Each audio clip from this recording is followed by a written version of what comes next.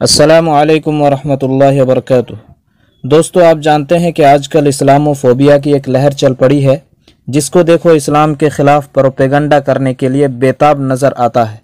ऐसे में नास्तिकों को भी अपनी दुकान चमकाने का गोल्डन चांस मिल गया है। आज के वीडियो में नास्तिकों के एक गलत इल्ज़ाम और बेबुनियाद आरोप का जवाब दिया जाएगा इंशाअल्लाह। दरअसल कुछ लिबरल्स, नास्तिक और हमारे इंडियन ब्रदर्स की खाम ख्याली है कि इस्लाम साइंस के ख़िलाफ़ है। इस इल्ज़ाम का जवाब तो देंगे ही, साथ ही नास्तिकों के नास्तिकवाद का भी जायज़ा लेंगे। ये खुद को बहुत बड़े ग्रेट थिंकर, इंटेलेक्चुअल और रैशनलिस्ट समझते हैं। इनका दावा है कि डीप रिसर्च और सीरियस स्टडी के बाद ही इन्होंने एथीज़्म यानी नास्तिकवाद को अपनाया है। आज हम हवालों के साथ इनके इस दावे की पोल खोलेंगे। तो आएं पहले हम इस्लाम पर इनके बेबुनियाद आरोप का जायज़ा लेते हैं। इनका आरोप है कि सभी धर्म एजुकेशन, लॉजिक और साइंस के खिलाफ है। सभी धर्मों में क्या है, इससे हमारा कोई लेना देना नहीं है, लेकिन इस्लाम ने एजुकेशन और साइंस की फील्ड में कितना योगदान दिया, इससे आंखें फेरना सरासर जहालत और मूर्खता है। मुस्लिम साइंसदानों की लिस्ट काफ़ी लंबी है, इसीलिए मैं उधर न जा कर के यूरोप के थिंकर्स और राइटर्स ने जो इस्लामिक सिविलाइजेशन के बारे में कहा है, उनकी तरफ इशारा कर देना ज़्यादा मुनासिब समझता हूँ। इससे आपके सामने कुछ अहम किताबों का जिक्र भी आ जाएगा, जिनका स्टडी आप बाद में जाकर कर सकते हैं। Number 1, Islamic science and engineering. Donald R Hill ने इस्लामिक साइंस और इंजीनियरिंग पर एक मुस्तकिल किताब लिखी है।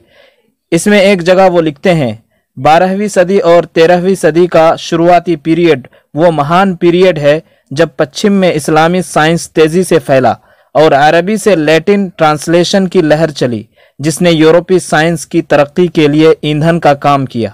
Number 2, how Islam created the modern world.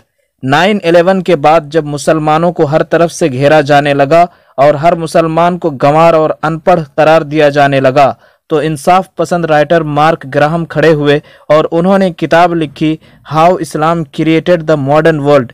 ये जो मॉडर्न वर्ल्ड है, इसको इस्लाम ने कैसे क्रिएट किया, कैसे निर्माण किया। इस किताब में उन्होंने बताया, यूरोप मिडिल एज यानी मध्य युग में अंधविश्वास और जागीरदाराना इंतशार यानी सामंती अराजकता में फंसा हुआ था। उस वक्त इस्लामी खिलाफत की राजधानी बगदाद पूरी दुनिया का इंटेलेक्चुअल सेंटर यानी बौद्धिक केंद्र बना हुआ था। वहां एक ट्रांसलेशन आर्मी थी, जिसने यूनानियों के ज्ञान को अपने कल्चरल विरासत से जोड़कर एक साइंटिफिक, मैथमेटिकल और सुनहरे दौर का निर्माण किया। ईसाई यूरोप अपने पुनर्जागरण यानी नशाते सानिया के वक्त पर्शियन कपड़े पहनता था, अरबिक गाने गाता था, स्पेनिश मुसलमानों की फिलॉसफी पढ़ता था और टर्किश ममलूक के पीतल के बर्तनों में खाना खाता था। ये कहानी है उन मुसलमानों की जिन्होंने यूरोप को बेहतर जिंदगी गुजारने और स्पष्ट सोचने की कला सिखाई। ये कहानी है इस्लाम की कि कैसे उसने मॉडर्न वर्ल्ड का निर्माण किया। Number 3, the anti Christ. ताज्जुब की बात है कि नास्तिकों को अपने ही नास्तिक स्कॉलर्स के स्टैंड के बारे में पता नहीं है। इस्लामी सिविलाइजेशन के सामने नास्तिक भी सर झुकाए नजर आते हैं। फ्रेडरिक एक बहुत बड़े नास्तिक हैं। उन्होंने अपनी किताब दी एंटी ख्रिस्ट में बताया कि क्रिश्चियनिटी ने हमें इस्लामिक सिविलाइजेशन के फल तोड़ने से महरूम रखा।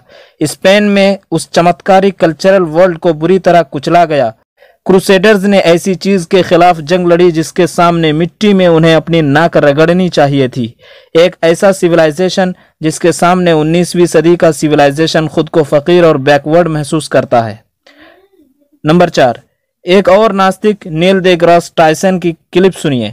Was kindled by a flame that had been long tended by Islamic scholars and scientists. सैकड़ों साल बाद ये आग गर्म हुई, जिसे बहुत पहले स्कॉलर्स और मुस्लिम साइंसदानों ने रोशन किया था।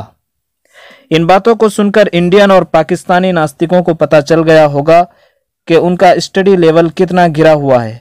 क्या इतना बड़ा सिविलाइजेशन बिना एजुकेशन के खड़ा हो सकता है? हमारे पास तो ढेरों प्रमाण हैं, अगर ना भी होते तो भी लॉजिक ये नहीं मानता। उम्मीद है कि वो इन किताबों का स्टडी करेंगे, एक नज़र देखेंगे और फिर इस्लामी तहजीब के बारे में अपनी राय कायम करेंगे। इन्होंने कहा कि धर्म लॉजिक को नहीं मानता। आए सबसे बड़ा मसला यानी खुदा का वजूद है कि नहीं, इसे देख लेते हैं। हम एक खाली मैदान में गए, वहाँ हमने पिकनिक मनाई और लौट आए। दूसरे साल जब वहाँ गए तो वहाँ पर एक आलीशान होटल को पाया। अब जहन में ख्याल आएगा कि इस होटल को किसने बनाया। जवाब के लिए 3 ऑप्शंस हो सकते हैं। एक ये है कि एक्सीडेंटली बन गया, दूसरा ऑप्शन ये है कि होटल ने खुद को बनाया, तीसरा ऑप्शन ये है कि किसी दूसरे इंटेलेक्चुअल आर्किटेक्ट ने बनाया। लॉजिक तो ये कहता है कि इसका सही आंसर तीसरा ऑप्शन है, लेकिन नास्तिक इस लॉजिक को नहीं मानते। वो पहले या दूसरे ऑप्शन ही को अपनाते हैं। जैसे यूनिवर्स के क्रिएट करने के बारे में सवाल किया जाता है तो वो यही कहते हैं कि ये ऐसे ही बन गया। अब हम नास्तिकों से सवाल करना चाहेंगे कि आपने जो नास्तिकवाद को चुना है, क्या यह रैशनल चॉइस है या इसमें इमोशनल फैक्टर का दखल है? क्या नास्तिक सिर्फ उसी वक्त नास्तिक बनता है जब वो साइंटिफिक एविडेंस और यूनिवर्सल प्रूफ से संतुष्ट हो जाता है? नास्तिक कहते हैं कि हम रैशनल हैं, लॉजिक को मानते हैं, लेकिन क्या न्यू साइकोलॉजिकल रिसर्च इस बात की तस्दीक करता है? नास्तिकवाद को अपनाने में जितने रीजंस हैं, इनके मुकाबले में साइकोलॉजिकल फैक्टर कितनी फीसद है, इसे जानना भी ज़रूरी है। Psychology of atheism, faith of the fatherless, ये किताब है जिसे 1999 में अमेरिकी साइकोलॉजी प्रोफेसर पॉल वित्ज ने लिखी है। किताब ने नास्तिकों में खलबली मचा दी है। वित्ज खुद एक नास्तिक थे। वो अपने बारे में लिखते हैं, मेरे पर्सनल एक्सपीरियंस को देखने से ये बात साफ हो जाती है कि जिन कारणों से मैं नास्तिक बना जब मेरी उम्र 18 से 38 के दरमियान थी, वो निहायत ही खोखले कारण थे और इलॉजिकल भी। इसमें ना रैशनल इंटीग्रिटी थी, ना मॉरल इंटीग्रिटी, यानी वो रीजंस तर्कसंगत और नैतिक अखंडता से कोसों दूर थे। मैं समझता हूँ कि यही मोटिव्स आजकल के विचारकों और थिंकर्स के दरमियान पाए जाते हैं। प्रोफेसर वित्ज ने किताब में साइकोलॉजिकल एनालिसिस टूल्स का इस्तेमाल किया है और उन्होंने नास्तिकवाद के रीजंस का अच्छी तरह विश्लेषण किया है। 2016 में अमेरिकी साइकोलॉजिकल एसोसिएशन ने नास्तिकों के नास्तिकवाद पर 2 बार स्टडी पब्लिश की है। पहली स्टडी में पता चला कि 54% नास्तिकों ने नाउम्मीदी और जहनी फ्रस्ट्रेशन की वजह से नास्तिकवाद को अपनाया था, जबकि दूसरी स्टडी से पता चला कि आंकड़ा बहुत बड़ा हो चुका है। स्टडी के मुताबिक 72% नास्तिकों के नास्तिकवाद का कारण इमोशनल फैक्टर है, यानी 2/3 नास्तिकों का खुद लॉजिक, तर्क और रिसर्च से कोई लेना देना नहीं है और सवाल हमसे किया जा रहा है। तो दोस्तों, उम्मीद है कि आपको पता चल गया होगा कि मुसलमानों और नास्तिकों में से किसका मजहब ज़्यादा रैशनल, लॉजिकल और ग्रेट एजुकेटेड सिविलाइजेशन वाला है, किसका चॉइस रैशनल है और किसका इमोशनल है। आज के लिए इतना ही। इंशाल्लाह फिर मिलेंगे नई वीडियो के साथ। तब तक के लिए दीजिए इजाज़त। वस्सलामु अलैकुम।